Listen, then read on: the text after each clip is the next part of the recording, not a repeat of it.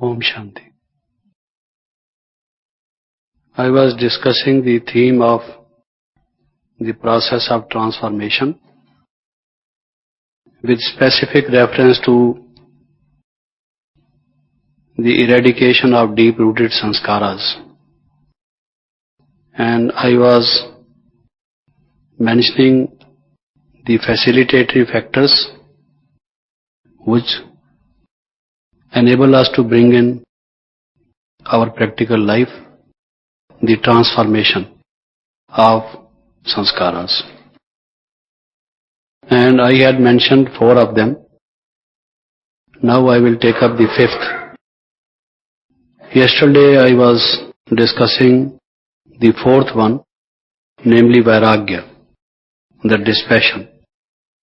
And today the 5th one I am taking up is the victory.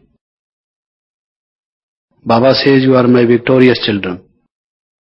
Vijay Vats. This is one of the desires of every human being. Whatever we want to do, we want to attain success and we want to score victory. Whether we are playing a game, whether we are appearing in an examination or in any other effort in life, we want not to be a failure but to come out victorious. This is natural to everyone. But in Bhakti Marg we have a defeatist mentality. We think we are unequal to Maya, we cannot fight the evil forces all by ourselves. We are weak and God by His grace, by His kindness, He alone can liberate us.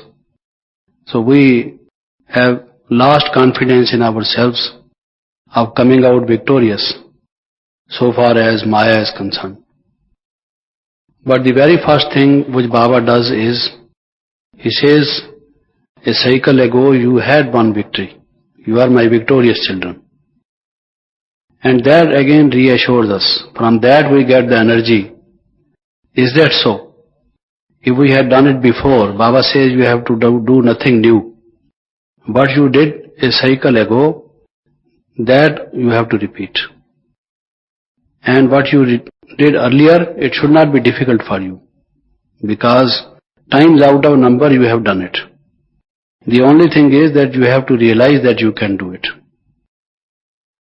Therefore, he says, you are my Vijay Vats, my victorious children. Time and again he wants to remind us, we are the victorious children. Victory is writ large on our foreheads. He says, I have given you this mark on your forehead. Vijay ka tilak har ek ke mathe par hai. Baba says this sign of victory is writ on your forehead. This sacred mark is there, provided you realize. So this is very essential for transformation, because they say if you have lost your heart, if you have lost your mind, lost your spirit, you have lost the battle. Any country who has ever come out victorious from a war has been the one who had a feeling that they would come out victorious. Those who had lost the spirit, they had lost the battle before it began.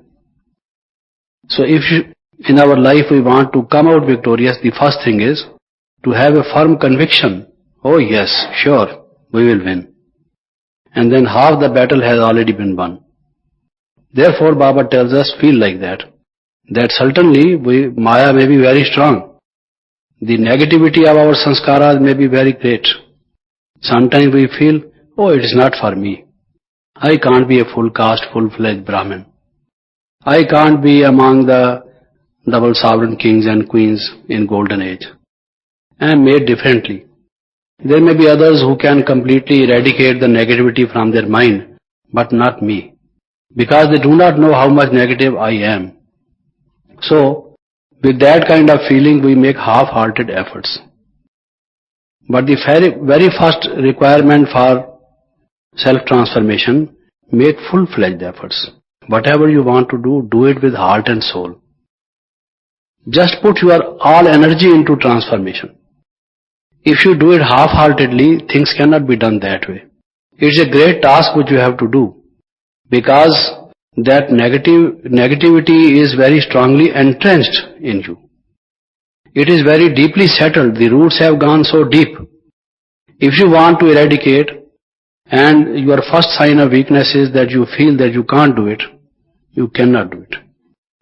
You can do it only when you think, because Baba said, I am Vijay Vats, I am a victorious child. Victory is written on your forehead. Baba said, I have given this tilak on you. You see, I will certainly win a victory. If that feeling is there, that 100% conviction is there, faith in me is there, and that victorious child of Baba, then only I can come out successfully from this struggle. So that is the first. Therefore, when Baba says, Aham Chaturbhuj Tattvam, this is what Baba said. When Sakar Brahma Baba had the first vision, it was of Vishnu with 4 arms. Baba said, Shiv Baba said to Brahma Baba, the voice said, when Baba went to a room and there was light and the Supreme Soul appeared, there was a whispering sound. A voice said, you are to create a new world. And on another occasion that vision of Vishnu Chaturbhuj, Vishnu the 4-armed was given. And in one of the arms is the mace. The mace is the symbol of victory.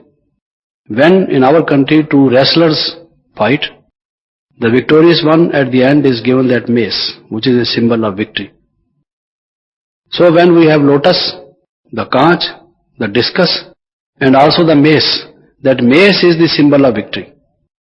So one of the foremost visions which Shiv Baba gave to Brahma Baba symbolized this victory by this symbol called mace. And now Baba is giving it in a different way, saying, I have given you this tilak. Here is the soul. And on the soul Baba gives this mark. You are my victorious children. Believe it. It will become. What you believe would become. If you don't believe, it won't become. Certain sisters and brothers meet Bab Dada. Bab Dada gives them a vardhan. But if they don't believe, how can they get it? You are what your belief is. What is human being? What is your personality? Your personality is integration of all your beliefs. Your behavior is your beliefs in practice. Your thoughts are what you believe. So unless and until you believe what Baba is saying, and you believe your future, you believe your potential, you believe that you have these powers, nothing can move. You cannot move even a straw from here to there unless and until you believe that you can do this. If you just sit with your hand on hand, can I do it? Will it happen? It will never happen. Unless and until you think, oh yes, why not? Me.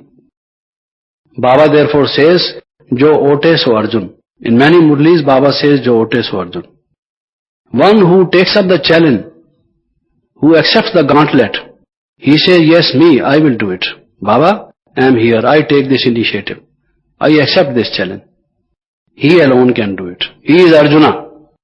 Of all the Pandavas, why the name of Arjuna is mentioned? And when was Arjuna victorious? You find, if you take any book of Gita, the very first picture shows that Arjuna is sitting like this, which is the sign of disappointment, depression. The Gita begins from depression, you see. That is the start. And the bow, which should be here, and the arrow on the string of the bow, instead of being at that place, the bow is lying down. The arrow is also lying down. And he is sitting like this. A warrior who should be fighting, he is sitting like this. And he says, I cannot fight, I would not fight. And later on he says, I will fight. I will kill all these enemies. People think that he killed the Kauravas. But Baba says, no, the enemy is within you. No human being is your enemy. Baba gives us a beautiful dictum, a beautiful proverb, a beautiful saying. He says, the soul is its own best friend and the soul is its own worst enemy. You don't have any enemy. Sometimes it so happens some people behave with us in a way that we don't like. Some people react to us in a way which is not in good taste. and we develop inimical feelings towards them. Some people don't promote us in life. They don't have good wishes towards us. Or there may be any other kind of a negative behavior on their part towards us. Their relationship with us may not be friendly. So we think they are our enemies. No, go deeper into it. A yogi always goes deeper into things. Why this man is behaving like this? Either it is your past karma. You did something to this soul. Ultimately, it is your own actions which are responsible. Don't put the blame on others. One of the major causes of the trouble is that we always blame others. They say somebody was shooting, putting his gun on somebody's shoulder. He put his gun on, say, let us suppose on my shoulder, and just aiming at the target. Now if it hits the target, he would say, just see how good is, what would you say, shot man I am, and marksman. And if he has not been able to hit the target, he would say, Jagdish Bhai moved his soldier. He moved his shoulder and therefore I was not able to hit because the gun moved. So he would never say that I am not a good marksman. He would say, since he moved his shoulder, therefore I was not able to do it. Now who is going to prove whether I moved my shoulder or this man is not a good marksman? Always putting blames on others. But Baba says, no, you are your own worst enemy. If you have negative tendencies, negative divine qualities, the virtues, the purity, you are your friend better than your own qualities. If anyone helps you, he or she also can help you on the basis of your karma. And your karmas have your roots in your qualities. So qualities are your best friends, or if you have the negative ones, they are your worst enemy. And therefore, if you think, they say there are always two kinds of response to a situation. Either it is fight or flight. When there is a problem before you, either you fly away, run away from there, or you begin to face it. There are two kinds of response. Now Baba says, if you just don't fight to Maya, and you become subjugated to Maya, you will always be suffering. If not today, tomorrow you have to wage a fight. Without fighting and defeating Maya and having a victory over it, you cannot have happiness. And happiness is what you have decided to achieve. If you have really made up your mind that you want happiness in your life, no sorrow, no suffering, no disease, no death, no pain, no bad feeling, if that is what your decision is, then it is possible only when you defeat Maya. And for defeating Maya, you have to fight. And for fighting, you must first of all have the feeling that you will come out victorious. What do the wrestlers do? They, in order to build up their muscles, they sit before a mirror. Just see in the mirror and they think, yes, my muscles are getting stronger. He, by power of suggestion, wants to think, yes, he thinks there is a wrestler with whom he has to enter into a bout, and he would, because of his muscles, throw him on the ground. If he does not have that kind of feeling, if he shivers in his shoes before he enters into the arena, and is shaky before even the other one has entered into it, then he cannot win. The first thing is, he must have this, yes, I can, there is potential. Why? Because Baba said it. Baba knows. He is knowledgeful. When you say he is ocean of knowledge, he is Trikaldarshi, what do you mean? It means what he tells about you also is correct. So you have to believe in it. Therefore, the first requirement is that you have the feeling, I am a victorious child of Baba. Fight I must. When people say, but why does he behave with me like this? Baba says he will behave like this. Because such situations will come. If such situations do not come, then what do you mean by victory? If only you are the wrestler and there is no one facing you in the arena, then whom you are going to defeat? You must have a heavyweight to heavyweight, a lightweight to lightweight. If you are getting more heavyweight, you will have Maya also more heavyweight. You see. So you have to enter into that boxing ring and give the defeat. Unless you knock the adversary down, how are you going to win? How there will be clapping? How everyone will say, yes, yes, he has won the victory. So don't grumble, don't grim. Don't say, why all these problems, why all these difficulties, why people behave with me like this. I have been tolerant times out of number, but they behave with me very badly. They don't give respect to me. These situations will come. Because you were born to face these problems. If you want to win the title Vigna Vinashak, the troubleshooter, the one who can, finish all the difficulties, then you have to face them. You must fight them. So you are, Baba says, non-violent fighters. And not only fighters, thinking we do not know whether we will be winning the victory or we will be the losers. Baba says, definitely God is on your side. And the victory is there where God is on the side. The last shloka, the last verse of Gita, where the Gita finishes, says, Sanjay says, I heard this beautiful discourse between Krishna and Arjuna, it says. Though actually it should be Shiva and ourselves. But this is what it says. I heard this discourse between Bhagwan and Arjuna, and now I am sure that the victory is on side of Arjuna because God is on his side. This is the conclusion of the Gita. You just read this last one. Before that he says, I am Gat Sandeha, all my doubts are gone. All my attachment is gone. All my questions have been solved. Now I know I am a soul. Now I remember I played this part times out of number. Now I will do what you ask me to do.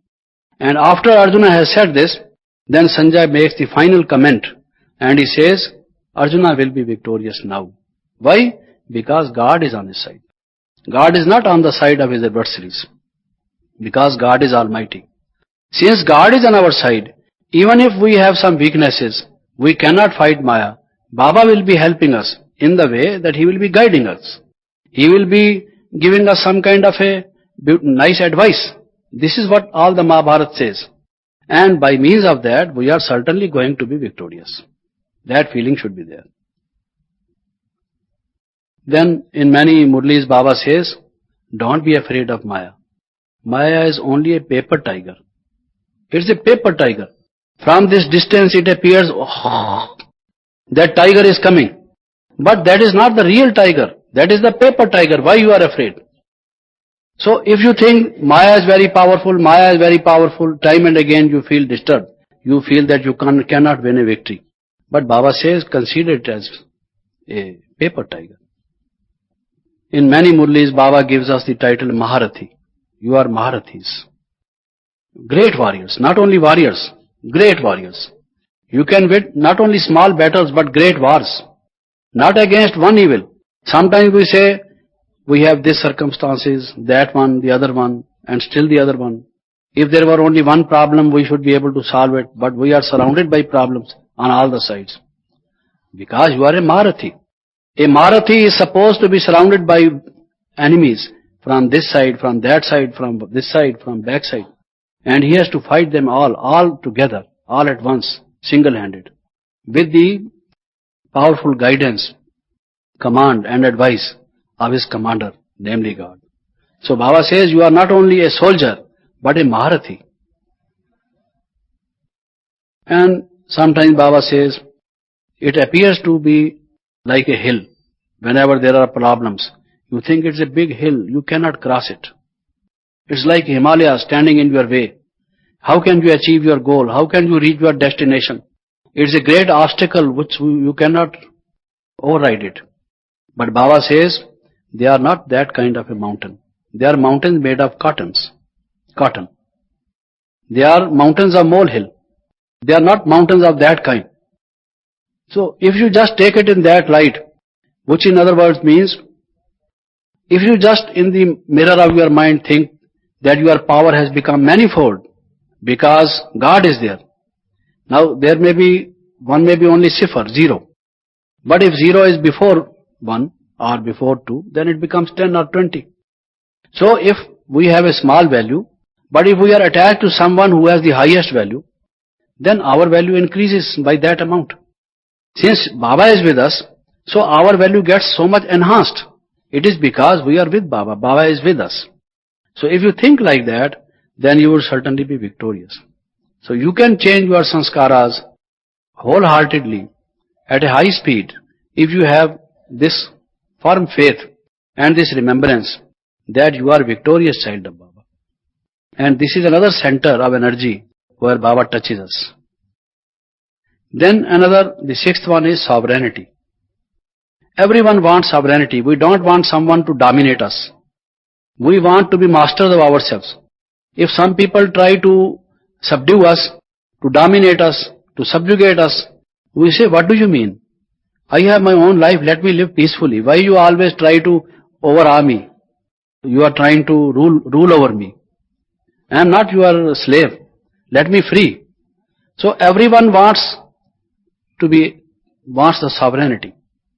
And Baba therefore stirs that chord in us which is symbolic of this. And Baba says you are the double sovereigns. There would be double sovereigns. You have the double crown sovereigns. Each child would be the sovereign. Sovereignty is one of the important things which people are discussing in this world. Who will be the sovereign?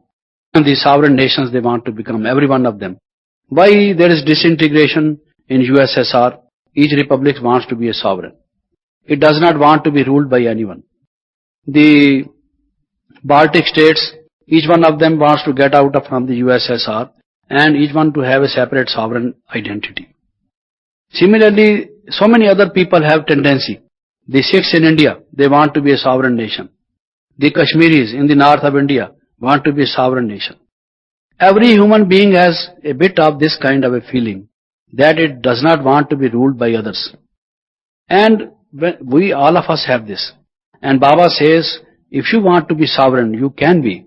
And that kind of sovereignty which he promises us is very, very different from people are dreaming of. They are trying to attain only for a couple of years. And at the point of guns, by fighting violent wars, and which is full of sorrow and suffering, leading them to bloodshed among themselves. Again, it brings in disintegration. There is so much of hatred and violence in these kinds of sovereignties, which are not sovereignties as a matter of fact, because they are divided, not the whole lot. There is violation of airspace, of the land space and so on. What is this sovereignty? We have to protect our sovereignty at such huge a cost. It engages so much of our attention and energy. But Baba wants to give you another kind of sovereignty, double crown sovereignty. Because this sovereignty, which is the rule of the thumb, is not the real sovereignty. The sovereignty is where purity is. They say Christ is the sovereign who rules the mind of millions without any crown on his head. But Baba wants to give you the crown of gold as well as the crown of light. Therefore he says both are necessary, and that kind of sovereignty I want to give you. And this sovereignty can be attained only by those who purify their sanskaras, change their sanskaras. Because first of all you must have the crown of light. Then you have that crown of gold whereby you have this kind of sovereignty. And Baba therefore says you are princes and princesses. I see you in that light. And therefore your activity should be according to that vision. Then in order to have that kind of sovereignty, in order to bring in transformation in ourselves, Baba says you can be the sovereigns of golden age, provided you first of all rule over your senses. And we say yes, we want to have sovereignty and we want to rule our senses. Then transformation begins to take place. Then Baba says you can have that sovereignty, you can become a bigger sovereign. It depends upon the more the number of gems of godly knowledge you have, the more will be the diamonds in your crown. The bigger will be your sovereignty, and you will be more and more high a king if you have more and more spiritual and godly knowledge. Therefore, study this knowledge attentively. Try to have the gems of godly knowledge more and more in your mind. So when we have these gems of knowledge, naturally the thorns or the pebbles of the negative, the old sanskaras are replaced by the gems of knowledge. Because knowledge is light. When you get this knowledge, then the darkness vanishes. When you get these gems, they replace those negative tendencies. Then again Baba says you can have this sovereignty by means of the power of purity. Some people win the kingdom by the power of the sword, by the power of weapons. There have been many kings who won a victory against the neighbor and conquered their territories by the gun power, by the militaristic power. But this kind of sovereignty can be had only by the power of knowledge and by the power of yoga. Since we decide to become sovereigns, therefore we want to have that knowledge and to have yoga power and purity. And in order to have this, naturally we change our sanskaras, the transformation takes place. And then Baba qualifies this sovereignty in order to motivate us to have that sovereignty. He qualifies it with certain adjectives. In Hindi, Baba says, this sovereignty will be atal, akhand, nirvigna, ati sukhkari. These are the four qualifying words, phrases which he uses. Atal. Atal means nobody can shake it. It is not that there is an adversary, like we have a prime minister, he is the head of a minority party, and every day he has, the fear that some party may gain power and dislodge them from the seats they are occupying, the ministerial seats which they are occupying. President Bush again is trying to fight an election and come out victorious. Only for a few number of years he becomes the president, and then again he has to wage an electoral battle in order to come out victorious again. So there are other people who want to challenge him in that electoral fight and to defeat him by means of votes. But in our case, the sovereignty which we attain, no one can dislodge.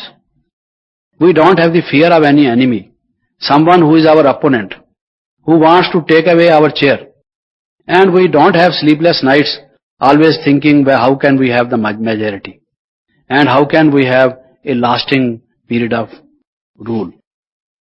Baba says this is self-rule. This sovereignty is self-rule. The other people also use the self-rule, this kind of a phrase. But actually that is not self-rule. This rule of the self over the sense organs, over the mind, is actually what self-rule is. And by means of this, the sovereignty which you gain, one of the qualities of that sovereignty is it is atal. It is stable, unshaky. You have no opponent, no enemy, no fear of getting dislodged. Then the other is akhand. Akhand means it is limitless. There are no divisions. That India is a country which has this territory, then begins the territory of Pakistan, then of Bangladesh, and so on. This is your airspace, that is their airspace. This is your part of the sea, ocean, and that is their part of the ocean. Your ships can enter there subject to certain conditions, so on and so forth. But not in this case. Your sovereignty will be akhand, limitless, on the waters, on the air, on the flora and fauna, on the land, everywhere. It will be unchallenged. It will be accepted by all. So that kind of sovereignty you will have. Atal, akhand, and then he says nirvigna, where there is no fury of nature, no destruction, no calamity, no catastrophe, no any kind of mishap. Nothing untoward is happening. No unparliamentary act, no rebellion from the people. So it is nirvigna, without any obstacle. And then he says, ati sukhkari, it will be full of happiness. There will not be even a touch of sorrow or suffering in this. So in order to have this kind of a sovereignty, if we have to have a little effort of transforming our sanskaras, why not do it? Because we will be so much losers if we don't change our negative sanskaras. This therefore gives us an impetus. Like when you go to a university, you have a prospectus. If you study this up to this standard, then you will qualify for such and such job. You will have such and such prospects in your future life. You study secretarial course, you study computer, means of communication, keeping the files, and some other things, and you can become secretary to a big industrial boss, for example, a highly paid executive, or so on and so forth. You are enchanted by these prospects, and you say, yes, we spend 1 year and studied wholeheartedly because we want this job, you see. But nothing is comparable to this kind of sovereignty, which has 100% purity, peace and prosperity, and security, and health, wealth and happiness. What else do you want? And what price you have to pay? The price you have to pay is only what the bad you have. You have only to give it up, to to the rubbish thing to which you are clinging. That's all. And what you will be getting is amazing, surprising, uncountable, immeasurable, unmentionable, in the sense that nobody can make a list of it. So, when we see what we will be gaining, then we make the efforts. Here is the impetus to bring in the transformation. Then, sometimes Baba says, take the case of the political party in your country, Congress, for example, All India Congress. What did Mahatma Gandhi do, Jawaharlal Nehru do, and others do? For gaining the freedom, for establishing the sovereignty, they made some sacrifices. They gave up their lucrative legal practice, their hearth and home, and some of them were suffering in jails for some time, suffering even humiliation from the foreign power. What for? Why all this? In order to gain the sovereignty. So Baba says, my dear children, can't you sacrifice your attachment, your arrogance, or all this negativity for establishing this kingdom? So a new kingdom is being established. Now Mahatma Gandhi established that Ram Raj what he wanted to establish, but actually it has become Ravan Raj. This is what he is mentioning in the Murli every time. Now I want to fulfill that dream of establishing Ram Raj, the kingdom of heaven, the kingdom of paradise. And can't you make these small sacrifices for establishing that kingdom? So this again motivates us for the sake of getting that sovereignty for us, for our mother country, for our society, for the whole civilization. And therefore, we want to make sacrifices. And this motivates us to bring transformation in the self. Then the seventh is the power. Everyone wants some power. There is no human being who does not want this, that or the other kind of power. Some are power hungry, others don't show any thirst or hunger for power, but they have the desire to have some kind of power, to come closer to the centers of power, or to have power in their own hands. And very often people have been mentioning some kind of power, which we take the philosophy of Nietzsche, for example. He says that man is after power. Many psychologists, they say, like Sigmund Freud says that libido is the center of all our activities, the axle of all our activities. There are others who say all our activities are motivated by the instinct to have power, to gain power in this life. They say even sex is for having power, for having domination of the male over the female, you see. Or it may be the other way around. As I was saying, some females are better than males insofar as domination is concerned. It depends upon the personality. But there is always some kind of a desire to have power. And Baba says, children have these 8 powers. He therefore gives us a better substitute. Yes, power is necessary. Without power, what is the charm in life? Without power, if you have weakness, then again you are lacking something important in your life. Power, okay, yes. But these 8 powers, and I would like to add to those 8 powers. I find that sometimes we don't have those 8 powers because there are other 4 powers which we lack. If we lack in those 4 powers, these 8 powers also cannot be attained. One is the power to forget and the power to remember. Now, why we can't tolerate sometimes? It is because somebody has done something wrong to us and we cannot forget. Therefore, we cannot tolerate. Not only at that very moment, but even later on. If we cannot forget, that intolerance in us lingers on, in our mind. It is very difficult to forget somebody who has insulted us in the presence of so many people, who has hurt us really, to the core of our mind. Somebody who has really been very rough to us, behaved very rowdily towards us, or who harms our interest. We cannot sleep. We have to take some sedatives, certain things which can bring us into sleep, you see. It's very difficult. But if we have this kind of power to forget, you see, In order to have that power of tolerance, this power is essential, to forget. And also the power to remember. You have a gun in your hand, and the enemy, the thief or the dacoit, the robber has entered your house. You require the gun, you kept the gun for this purpose. You took the license because you thought that if someone who has a violent tendency enters your house, you must have a security weapon. You have this. But where you placed it, you don't remember. You see. Or if the weapon is there, where are the cartridges, you don't remember. You see. Then, what is the use? You have all the points of knowledge which can enable you to win a victory over vices, over Maya. But which point to use when the situation comes if you don't remember? You see, you lose the battle. So that remembrance of Shiv Baba, of soul, that I am a soul, and so many other beautiful points which Baba has given us, if just at the moment when we require it the most, if that is then only that we forget, and other times we do remember very easily.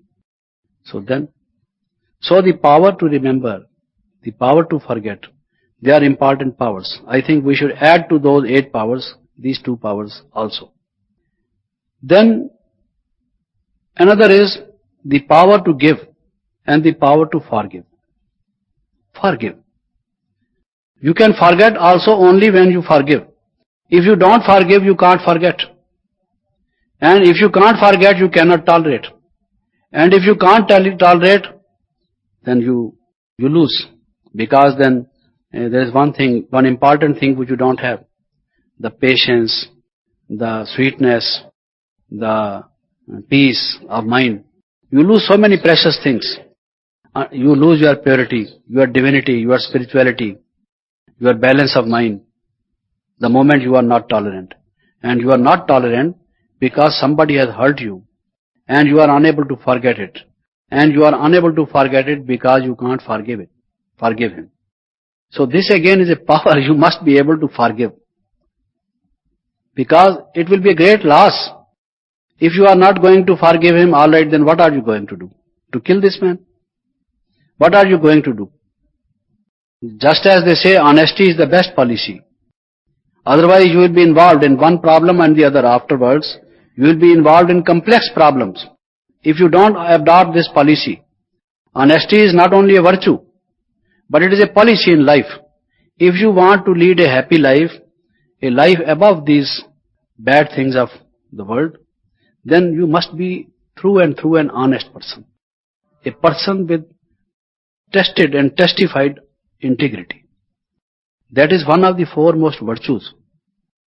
First of all, you must be honest to yourself, honest to your Creator, to God, honest to your family, your fellow beings, your neighbors, other human beings, honest to the society.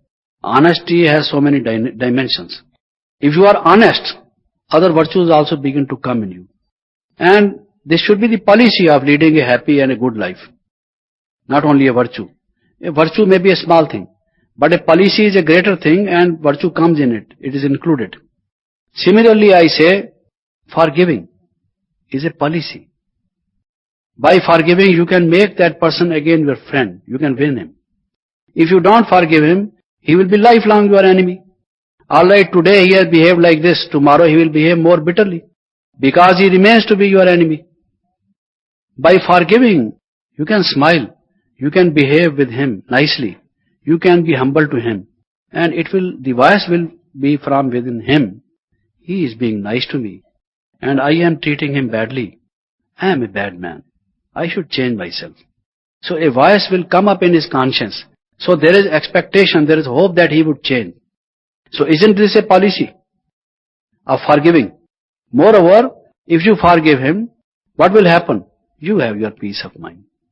Your mind is one piece. Otherwise, there will be hatred.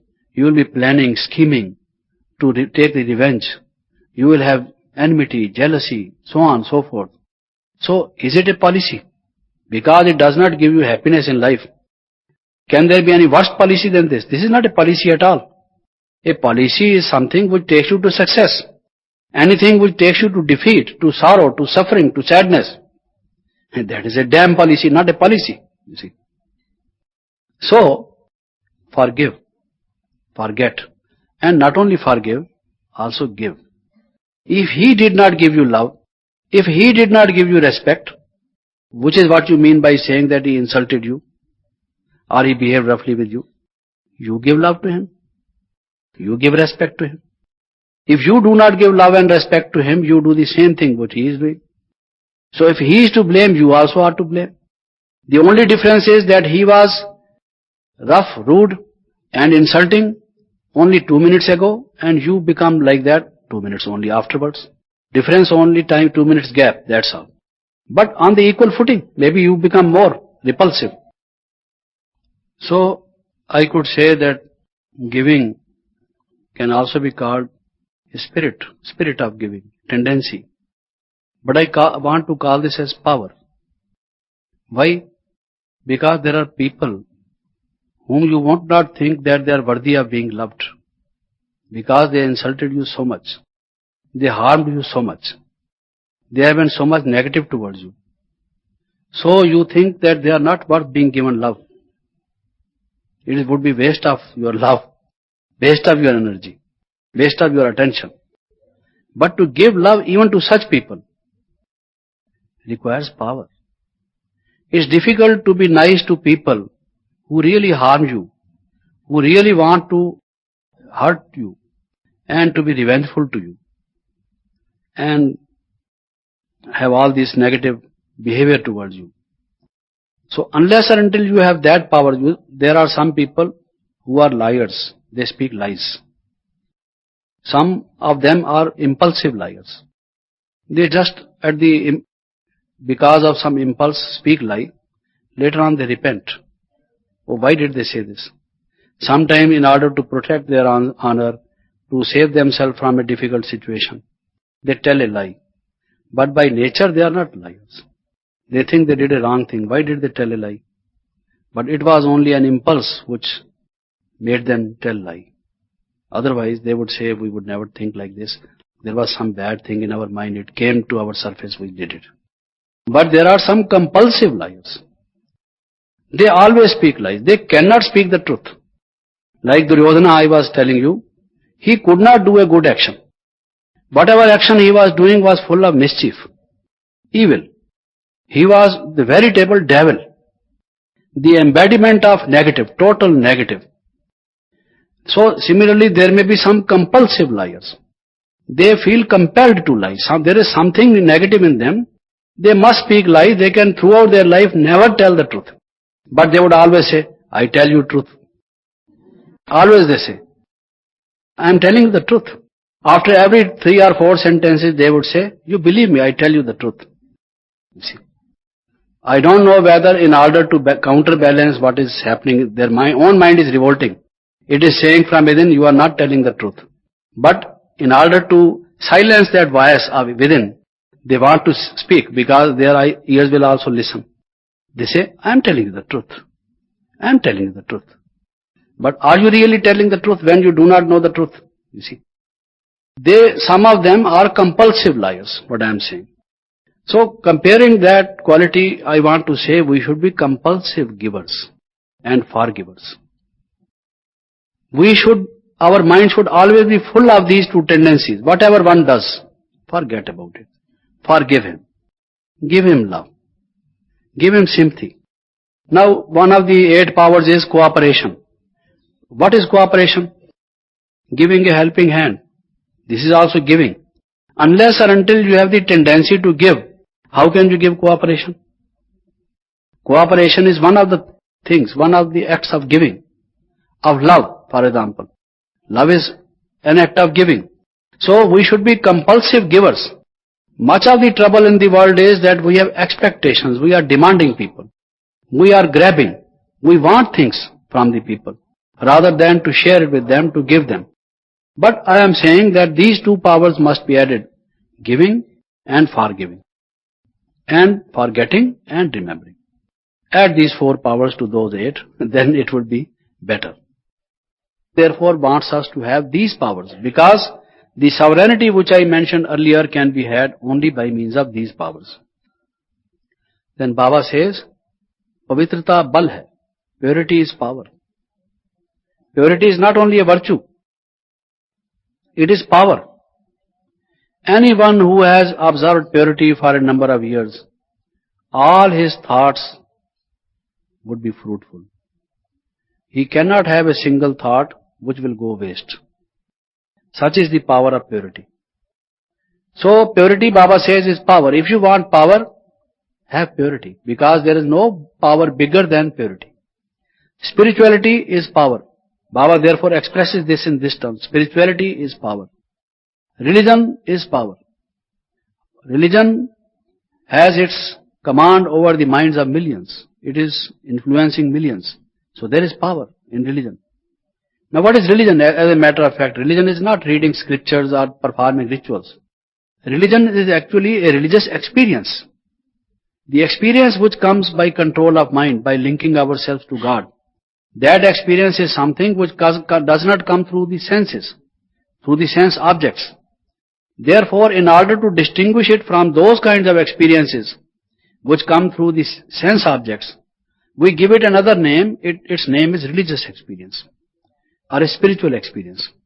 A religious experience or a spiritual experience is a direct experience, not through the senses, but from soul to soul, from mind to mind, or from the supreme soul to the soul. So that experience is power. And then Baba also says, knowledge is might, knowledge is power. Knowledge is power.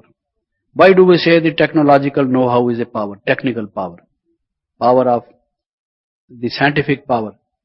It is actually the power of knowledge. So knowledge is power. People nowadays talk of economic power, political power, social power. And in political field they say power corrupts a man and absolute power corrupts him absolutely. Now that is a corruptive power.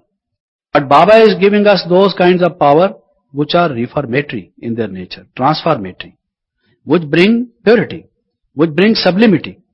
It is a power which removes the corruption rather than the power which corrupts. So they are having power, only limited power for some time, for a short period, and which has a corruptive influence. Whereas Baba is asking us to have those powers which have the reformatory impact, the transformatory influence, which give us a nice or a better, a higher experience. They are therefore talking of levers of power. Some of them are king makers, the political maneuvers, whose opinion determines who will be the prime minister and so on. Baba says, you are the king makers. When you give knowledge, you ask a person to be pure. You ask a person to be yogi. By means of that, that person becomes a sovereign. So what you are doing, what we call service here. What is service?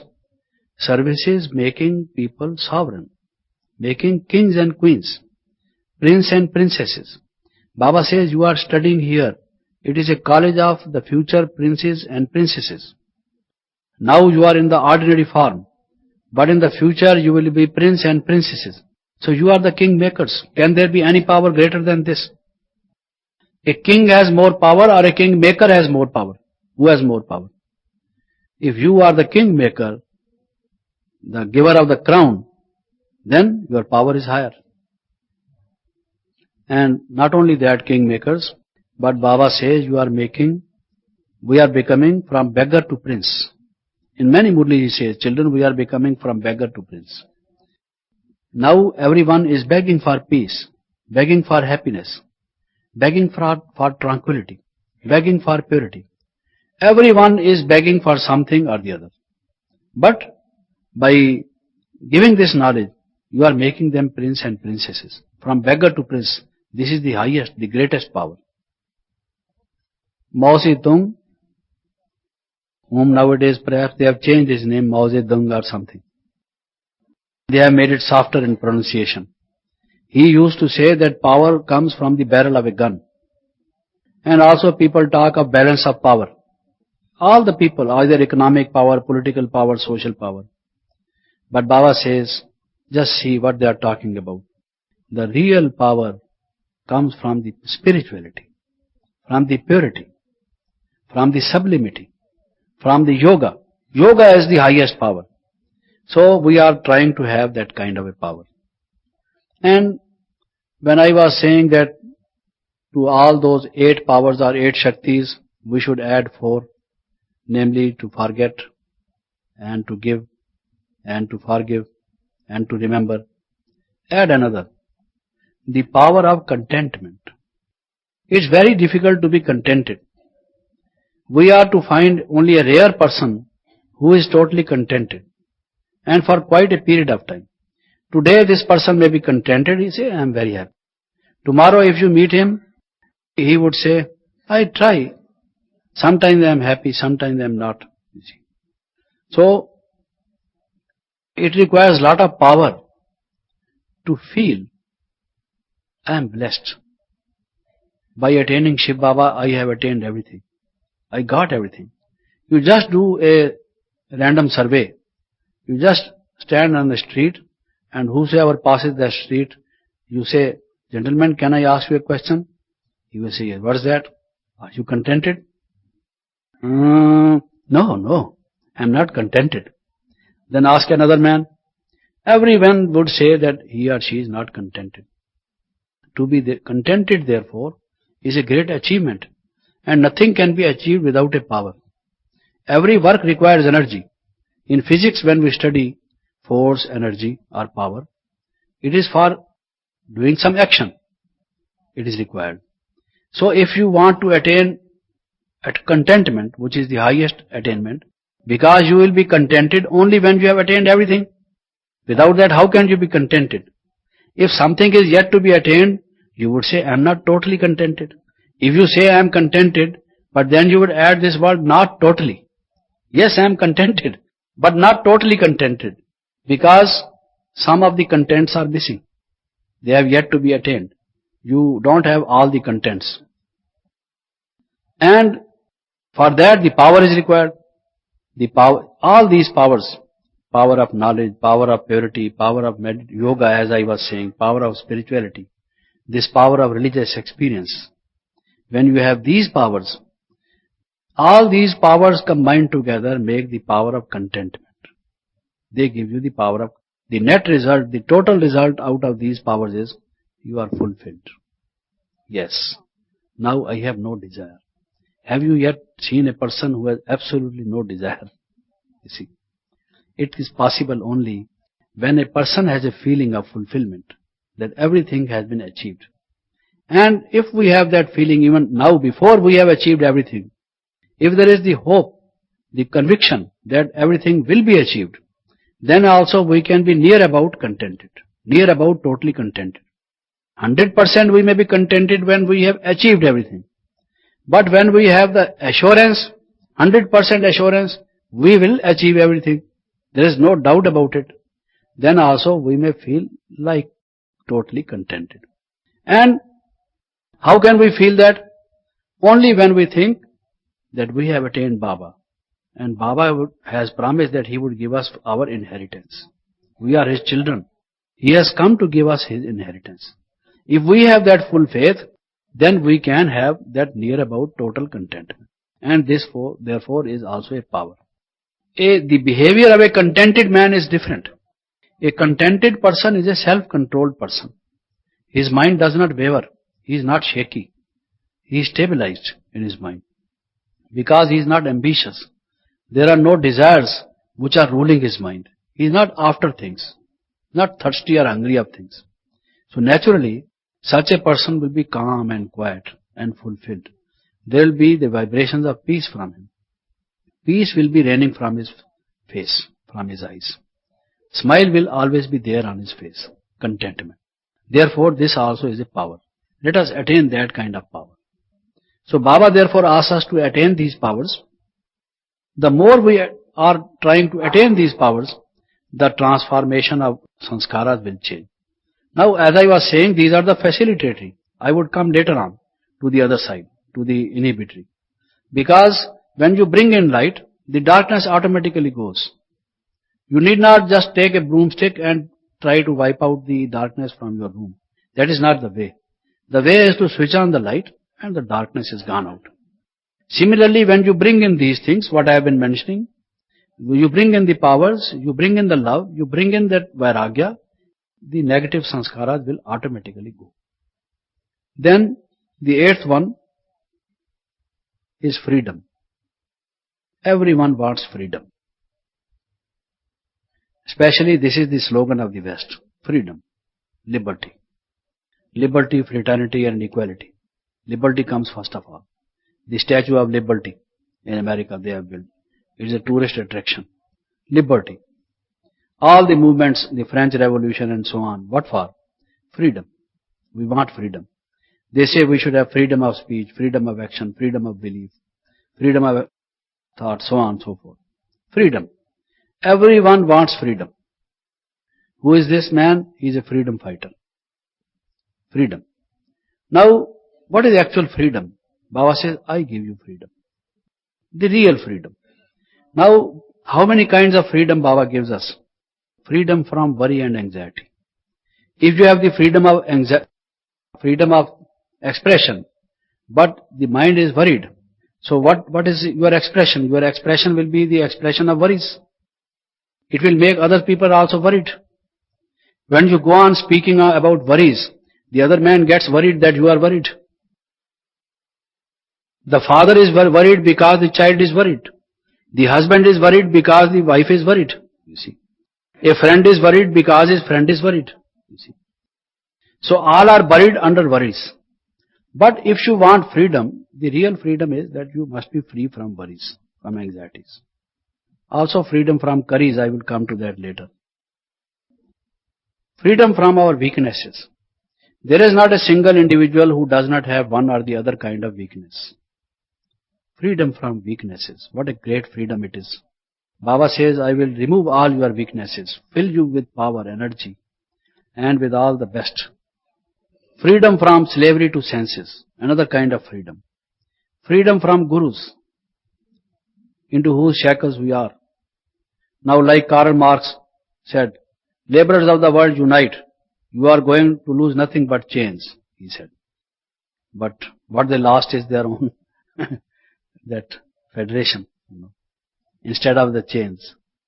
But Baba frees us from the chains of gurus, chains of our karmas. So many kinds of chains. This is the real freedom. Rousseau, a French philosopher, said, man was born free, but he finds himself everywhere in chains. Man was born free. But was man really born free? Everyone was born with a karmic account. Everyone had attachment with one or the other because of the karma. So, how could we say that everyone was born free? Because he didn't know that there is rebirth or reincarnation. There has been a past life because of which there are some chains in which each one of us is already bound. So, but he also talked about freedom. Everyone talks about freedom. But Baba is giving us this real freedom. Then again, freedom from various kinds of moods.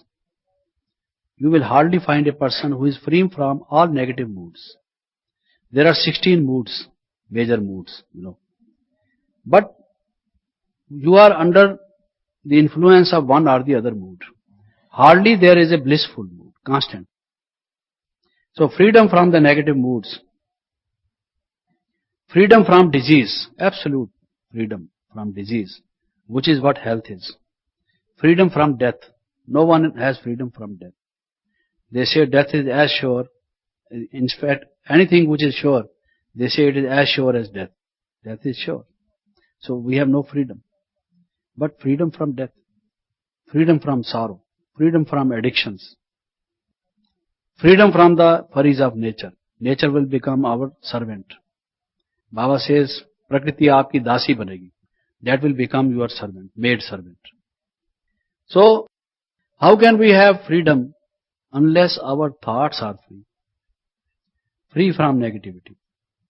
Now, whatever we think under the influence of Maya. Even our thoughts are not free. They are colored. They are polluted. We have mental pollution because of the negative thoughts. So when our thoughts are not free, how can our actions, our speech and their result be free? So the first freedom is the freedom from the negative thinking. The waste thoughts, the weak thoughts, the bad thoughts, the evil thoughts, the thoughts which have the vices in them. So that is the first freedom which brings in its trail all the other kinds of freedom. And Baba says you have to work for that freedom.